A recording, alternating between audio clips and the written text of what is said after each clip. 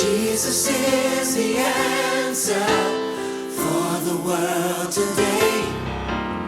Above him there's no other, 'cause Jesus is the way. If you remember at the end of the last session, you guys were all talking about how do we work with addicts, how do we deal with them. You may not have been realizing, but you were all talking about codependency issues. Because what's one of the problems? What if the addicts you're working with become codependent on you? So let me define codependency. I realize this is a foreign concept. Where it came from was in the United States, we used to have 30-day inpatient programs. It was the standard way. Now we do primarily outpatient and only do those when we have to. But they were finding that people would do just excellently in the program, and as soon as they went home, they would relapse. So they did research on the families, and they realized there was a certain dynamic going on in the families that had to do with the addictions. So they said the other people in the family were co-addicted to the person using. In other words, it became a structure that worked around the person using.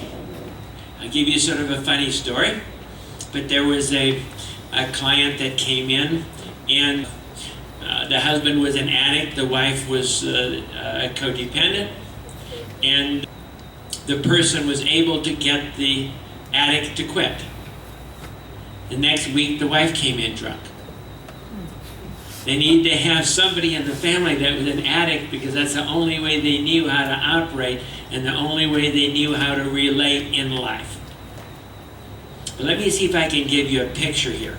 How many of you ever read the story of Cinderella? I think my daughter watched it like 30 times.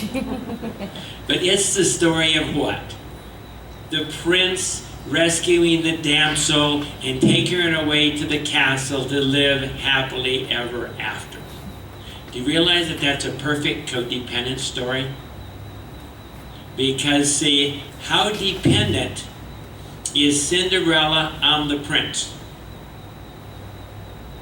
100%. She has no standing in the nation whatsoever without being married to the prince. If the prince snaps his fingers, her head is chopped off, or she's cleaning cinders out of chimneys again. But what's wrong with the prince? How come the prince couldn't relate to the noble ladies of the land? He had to take some serf. See, there are issues there.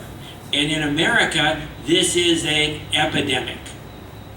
If I can just find the knight in shining armor to rescue me, all of a sudden all my problems will disappear and everything will be fine. Or if I can just find Mr. Right, then everything will be fine. I like to say all our country western music and all our love music is codependent music. Think about this. If you're going to jump off Lover's Leap with somebody rather than not have them, how dependent are you on them? So what is codependency? It's gone from just being related to alcohol, which is what we're dealing with here, to an overall concept. And when I first read about this, I said, okay, God, where is this in the Bible? And one day I was jogging, and God just spoke to me and gave me the name of the first codependent in the Bible that we started dealing with, which was King Saul, that we already talked about earlier. But we're going to dig into that. Now, what's my definition? Let me tell you what not to do, what I did. I was going to teach a course on this, so I went and got all the Christian books on the subject of codependency. And what do you think I found out? They all had different definitions, and they all had different descriptions of what this thing was. So what we had to do is sort it all out. What we finally realized is every book was written by somebody of their own experience. And there are a number of types of codependency we're going to look at today. In fact, we believe there are 6 types. And these types are based on whether you feel powerful or powerless, and whether you tend to be aggressive, passive-aggressive, or passive. And that's where we end up with 6 types. And the nice thing is, we have Bible models of each one of these. So instead of me giving you a whole list of all of the characteristics and so on and so forth, I'm going to show you them in the Bible. But first, what I want to do is give you a fast rendition of how I teach people about codependency. Because I use 3 different pictures. I find that in counseling, if you use pictures or you use stories, people get it a lot better than if you just give them a list of here are the characteristics and so on and so forth. Another interesting aside, one of the groups we do is domestic violence.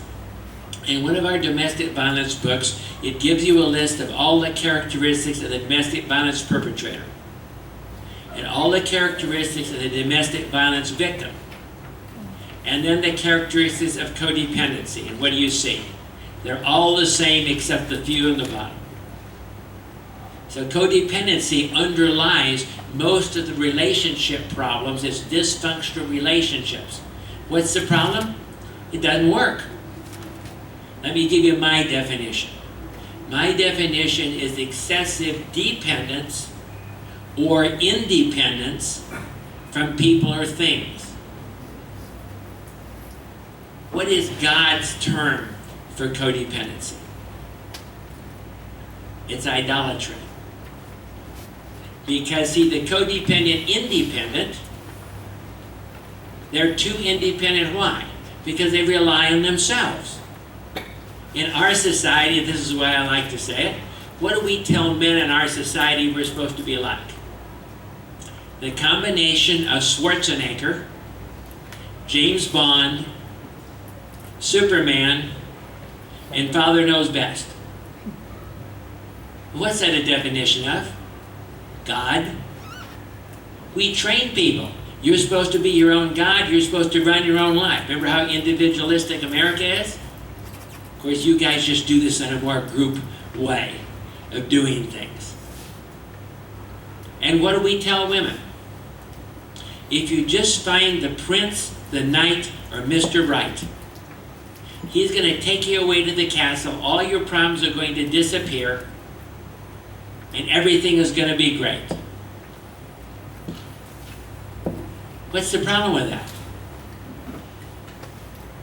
There are no princes, knights. All of us have problems. There are no damsels to be rescued. All we are is a bunch of people with problems trying to cope with our own lives. And what is codependency? You trying to meet your needs through the flesh. Remember those things, self-worth, significance, love, and security? That's the emptiness there, especially the one for love that we talked about. And so what happens? I'm empty. How am I going to solve my emptiness? Through one of 4 ways. Either through drugs and alcohol, I'm going to make myself feel okay artificially. Another one is through control. This is where domestic violence comes from. If I can just make all you guys act like I want you to act, then I'll be fine today.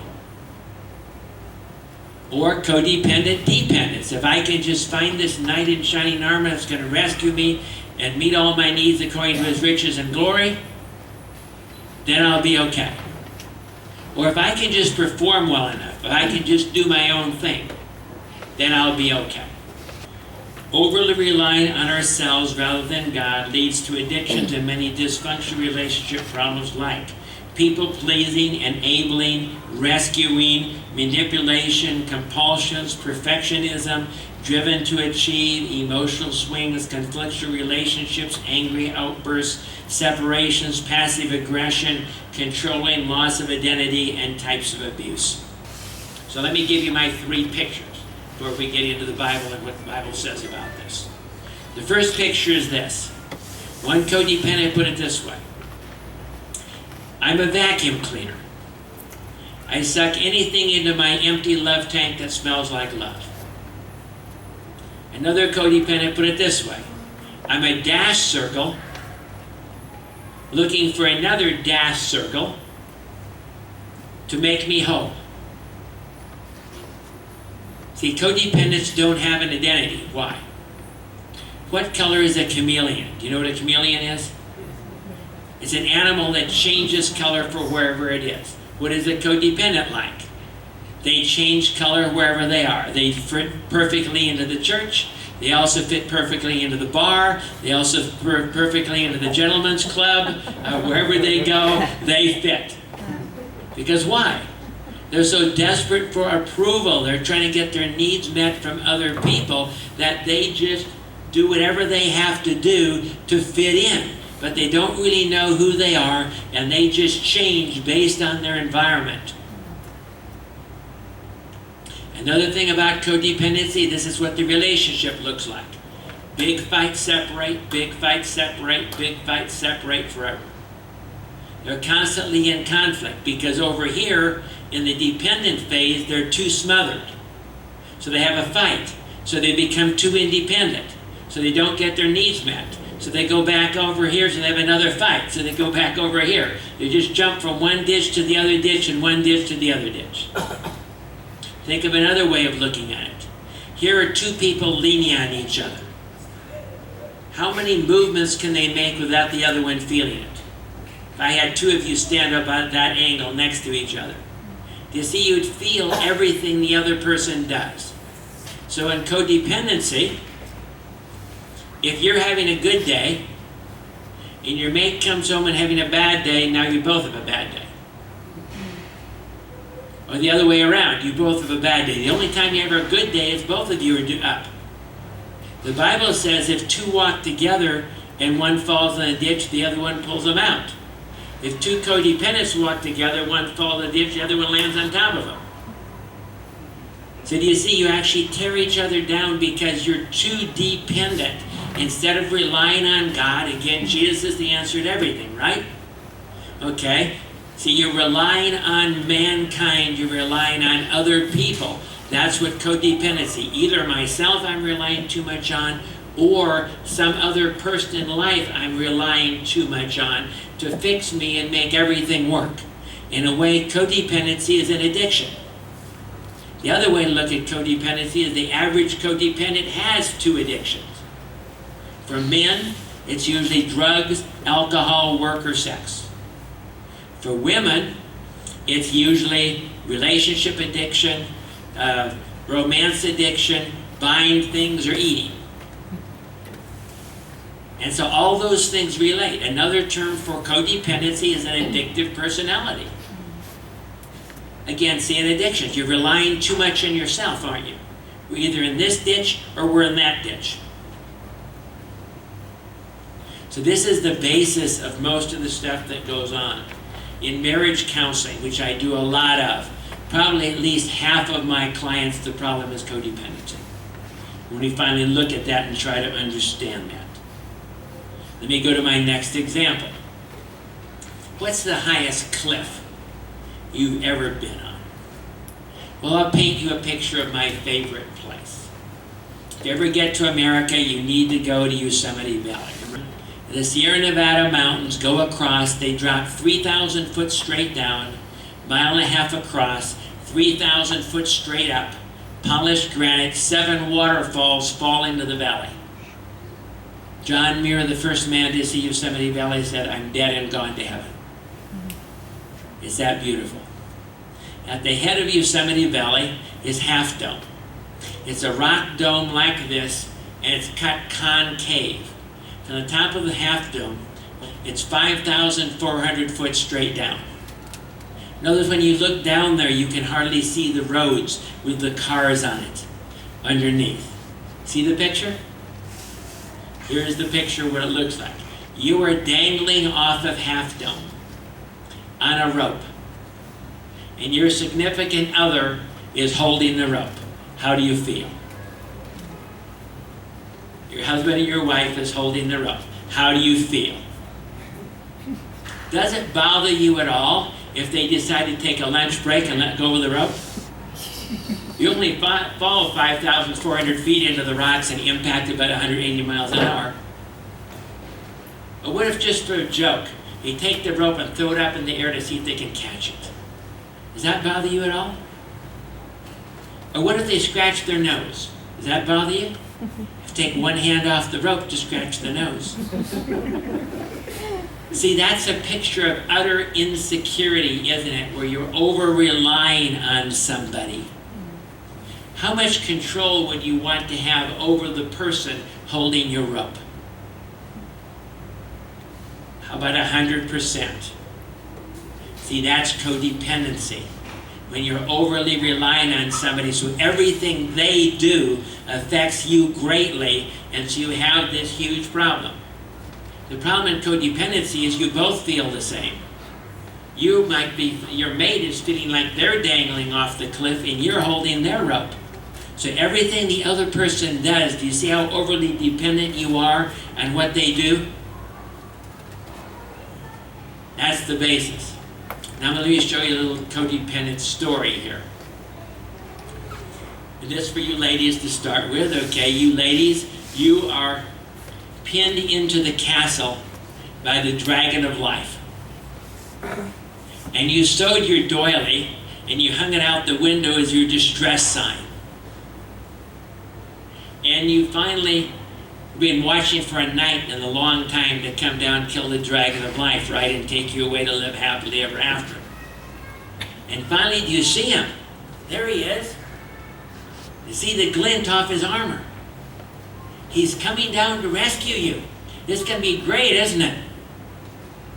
But as he gets closer, you notice he has big patches of rust on his armor. As he gets closer yet, his armor squeaks. And when he finally arrives, you realize he's carrying his lance backwards. And so what do you have to do? You have to go down and kill the dragon of life yourself. You have to super glue him to his saddle so he doesn't fall off, and drag him away to your mud hut. That's the real story. Do you see the problem? And of course the problem is we're without God. Now, since we've been looking at this, we realize that there are three basic types of codependency. The first one we call codependent dependence, where the person's relying excessively on other people. Let's go to addictions now. You guys were all talking about all these addicts that were doing what? Excessively relying on you instead of relying on God. They were trying to rely on the counselor, that the counselor is going to meet all their needs. The counselor is going to get them out of this. And that's codependent dependence. The opposite of that is codependent independence, that says, I can do it myself. I don't need you. I'm not going to go to a treatment program. I can white knuckle it. I can just take care of my addiction myself. And the last one we call codependent avoidance. And this has to do with irresponsibility and procrastination out of fear of failure. So we break it down into 6 different types. These are 6 different strategies. The basis is the same. You're either too dependent, too independent, or you're trying to fix yourself some way. The first one we call Codependent Passive. And we're going to look at each one of these individually as we go through it. Now, what does that mean? This girl has a strategy in life. This is the good girl. She's just going to be nice, do everything you tell her to do, and please everybody, because if she does it, then you're going to take care of her, right? You're going to meet all her needs according to your riches and glory. This is a classical damsel that's waiting for the knight or waiting for the prince. The second one we call the Codependent Rescuer. This is the girl that realizes there are no functional knights out there. So she has to take a dysfunctional knight and fix him. So then he will rescue her and take her away to the castle to live happily ever after. Then we have what we call the codependent, independent, worldly success. This is the guy who's the CEO of the company. This is the guy that everything he does in life seems to work for him. But the real truth is, who's he looking out for? Himself. And he basically is going to end up losing his family. He basically is going to have all sorts of problems. He's the guy that looks good on the outside, but you don't realize he doesn't care about people. He uses people to accomplish things so he can feel good about himself. Then we have the codependent worldly failure. This is the guy that keeps trying stuff and keeps messing up. He's very angry. He blames everybody else. He's probably domestically violent. And on there I'm showing you each one of those who the person is in the Bible we're going to look at. Then we have responsibility avoidance, irresponsibility. They're so afraid they're going to fail, they come up with a strategy. It's an interesting strategy. The strategy is, I can just take on the things that I know I can succeed at, and I'll marry a good codependent rescuer that will do everything else for me. I had a guy who's doing multi-million-dollar bank loans, but did nothing at home. And finally, we have the abused person, the relationship avoidant. Victim mentality means they feel like they're a victim, they've been abused, they've been hurt. They're either looking for vengeance or they can't trust people. These are the people that have many, many animals, and they'll trust animals instead of people. See the picture? Okay, now let's look at those individually. And you might not agree. Some people really are unhappy with me when I say that Sarah, who they see as an ideal, was a codependent. Now she got healed over her lifetime and finally got faith in God. And let's be honest, except for Jesus, is there anyone in the Bible that has their act together? Not one. See, none of us have our act together. God's in the process of dealing with it. Your clients, your addicts don't have their act together. But what's new? Because the process of salvation is taking us from selfishness to wholeness, taking us from all of this dysfunction. And that's what we see in the Bible. Even Abraham, the father of faith, didn't have his act together initially, did he? Let's look at Sarah for a minute and see, because this is a clear picture of what a dependent passive looks like. And I've counseled a lot of them. What they like? They're the nice person that's insecure, that does everything their husband wants, and so on and so forth, has no boundaries, so they get run over all the time by everybody. And they put it all inside themselves. I say that codependent passives don't last more than about 10 years. Why? Because they bury it, they bury it, they bury it. They get more and more angry and more angry until they finally say, I'm not taking this anymore. And many times they'll divorce at that point, or many times they will go and do something, or they will become passive aggressive. Oh yes, I'll do that for you. Oh, I didn't get around to that. Isn't that interesting? So let's look at this. Sarai, that's her original name, means my princess. Do you see how much it fits? Here she is, the princess, waiting for the prince to be rescued and taken to the castle to live happily ever after. Was married to Abram, which means exalted father. Is the classic story of the prince married to the princess. But what's Sarah's problem? Remember, we always have issues underneath. She can't have any children. In that society, what does that mean? Shame. So we have the shame already of the addictive personality. She tries to resolve her shame in, is she relying on God initially? No, who's she relying on?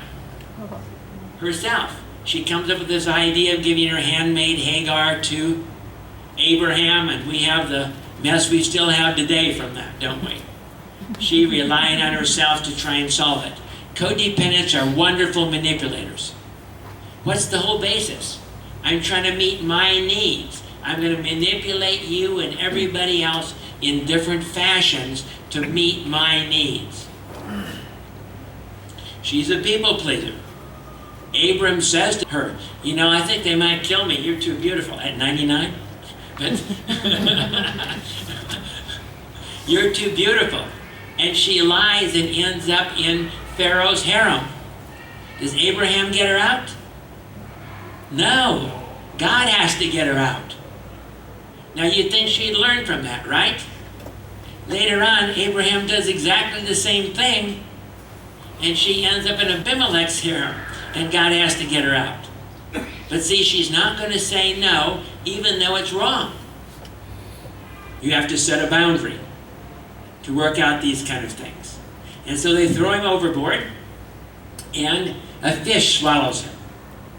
And what's that all about? Well, what do you think it's like living inside of a fish's belly for 3 days? The acid eating you up. I'll tell you my theory of why Nineveh repented. Because Jonah went to Nineveh eventually and he said to him, look at me, and I serve God, and I'm all eaten up by acid. What do you think God's going to do to you? And so Nineveh repents. But guess what? Jonah is mad. He wants to die.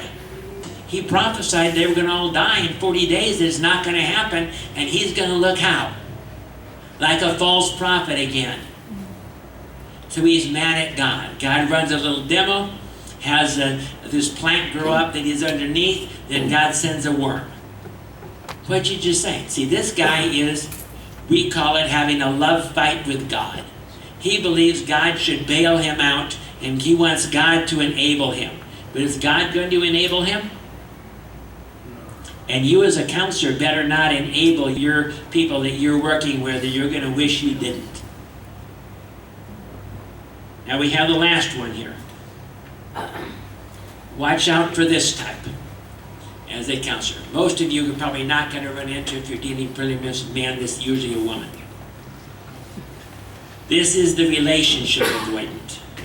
Tamar was raped by her eldest brother Amnon.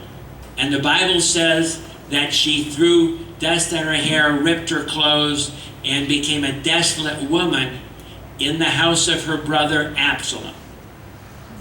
Again, you have to read between the lines to understand the story of what is going on here. An abused person, who are they the most angry at? The abuser? No. No. The person who didn't protect himself from the abuse. And David did nothing. So what does she do? Behind the lines, she instigates Absalom to kill Amnon. Now how do we know that? Because when after Absalom kills Amnon, he escapes to her grandfather's house. So who's involved in this? And by the way, Absalom also named his daughter Tamar. But see, that isn't enough.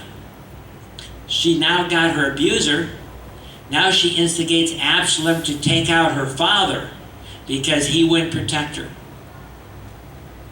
So do you see the whole thing going on there? So when you're dealing with these kind of people, they're going to try and suck you in to doing what they should be doing. They should be confronting their abuser. They want you to do it. They're looking for you to be that rescuer to fix everything. And if you make that mistake, you're going to be another Absalom. What happened to Absalom? He was killed trying to avenge her. The Bible says, vengeance is mine, I will repay, saith the Lord. And if you get involved in that, and you'll sound very good because they've been abused and this person did this and this and this. See, what we have to do here in the whole counseling thing and codependency, you have to set boundaries. Let me tell you something about boundaries here a little bit so you can sort some things out. Let's talk about enabling for a second. If you go to Galatians chapter 6, verses 2 and 5, you're going to find something very interesting. Now don't do this in the King James Bible, because in the King James Bible they translated two different Greek words as the same English word. But this is what it basically says. Verse 2 says, help carry one another's burdens that you might fulfill the love of Christ. In King James, in verse 6, it says, but let everyone carry their own burdens. Well, if you're carrying them, how can they carry them? A better translation is, help carry one another's mountains that are going to crush them that they can't possibly handle. And then verse 6 says, but let everyone carry their own backpack. Do you understand? Enabling is when you're doing for them what they can do for themselves. If they can look up and find a shelter, don't look up and find a shelter for them. If they can get a job, don't give them money for their rent. You have to let them carry their own backpacks, and especially in addictions. You have to sort this out. I remember going to this one AA meeting. At the end of the AA meeting, I was just checking it out. At the end of the AA meeting, a father came in. And he said, "What can I do? My son's a complete drunk. He got drunk, left his car on the side of the freeway." What do you think the people in AA told him? Leave him alone. Let them impound the car. Because see, unless when you quit, you have to learn from your choices and your consequences. And you're ruining God's system called boundaries. What's that? It basically means is you make your choice, you get your consequence, and you learn. If you're like Abigail and you keep taking away their consequences, they don't learn until it becomes catastrophic. Now let's talk about India a little bit. Because the question is, well, isn't every lady in India codependent? No. This is culturally based. You have certain things that are right, and to that degree, you should help your husband. You're on one team. You're to cooperate. The Bible term for submit there is hupatazo, which means to align troops and ranks. It means you do your part of what you should be doing, and they do their part. The problem is when you're expecting the other person to do your part. God holds you responsible for your part. And in different cultures that might be defined differently, but it's when you are expecting too much out of the other person that you're in these two ditches. Do you see what I'm saying? Remember, what was the Bible term again? Idolatry. When instead of relying on God, you're trying to rely on a human, or you're trying to be God here on earth. And this is prevalent in all societies. In America, we suggest 25 to 50% of all people in America are so codependent they can't have healthy relationships.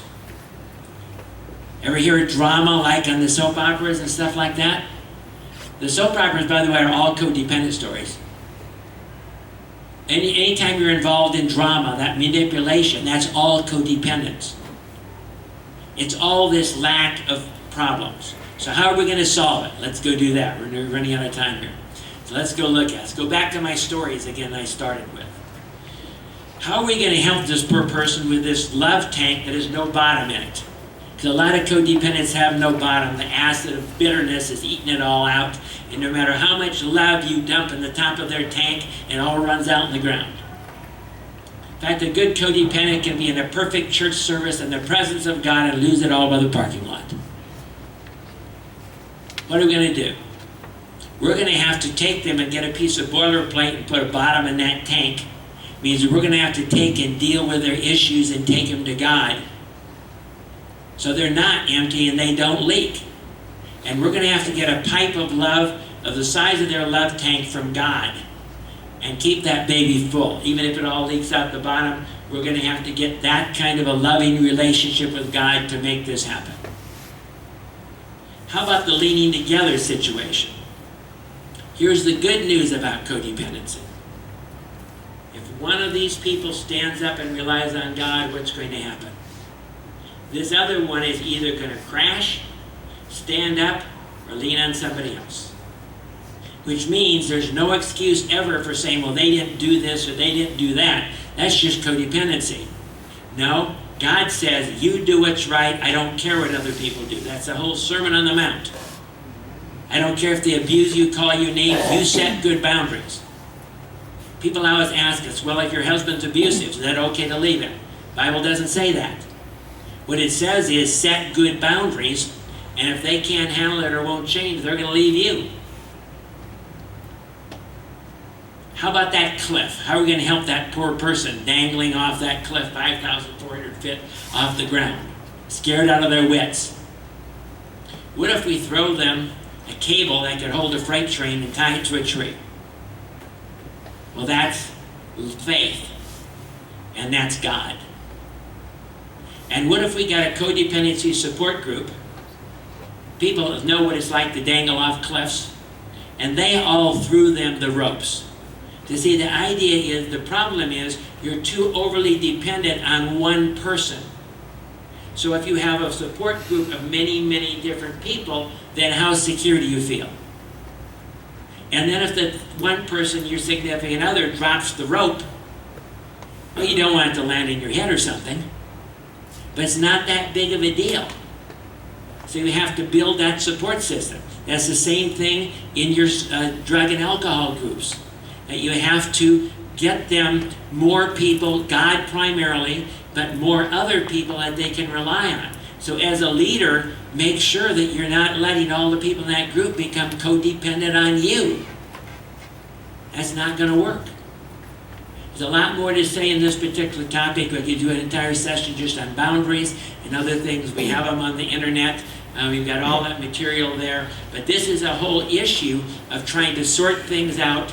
And it's pretty complicated, I agree. But it's critical for you if you're going to work with addictions. Because you're going to have all this drama and all this junk and all these people expecting you to be their new God and you to take the place of God. But your job is to point them to God.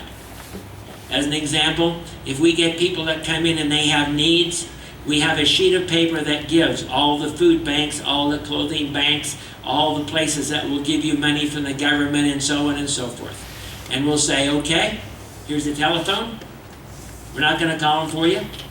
Here's the list. If you need your needs to be met, here are some ways that your needs can be met. But they have to be the ones that do it. We don't jump in there and bail them out and try to make things happen and so on because they are capable of doing it. We believe in them. You know what you're really saying if you go and jump in there and bail somebody out? You're saying you disrespect them. You're saying you don't believe they're capable of making their own decisions and learning from their own consequences. Full subject in 1 hour. But that's a good introduction. So for many of you might be listening to codependency and all these things for the first time. One good thing is at least now you know there's a lot more to learn. There's a lot more to learn. This is about relationships and the kind of people when we meet them, the kind of relationships that they have, the different levels of relationship.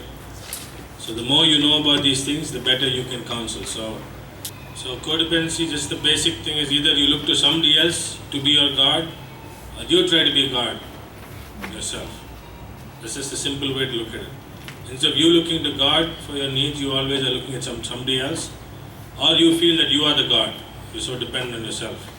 That's just a very simple two-liner to explain the subject, but I encourage you to look more into that. Yeah, it's a very deep subject. It's not very common in India, and I was speaking to Dr. Troy about that because it's a study that's come mostly from the US, and so the imagery and the examples have to be put more in Indian context. There's a little difference in the teaching, the way it comes. So that's why it's still not a common topic here in India, but it definitely is important. If you understand that, then you will understand more of the people that you are trying to help, and that can give you a better perspective. That can avoid the problems where people come and steal from you, or not steal, I'm saying taking advantage of you, taking advantage of your goodness. All those things happen if you don't really know these things. So, is the answer for the world today. Above him there's no other, 'cause Jesus is the way. Jesus is the answer.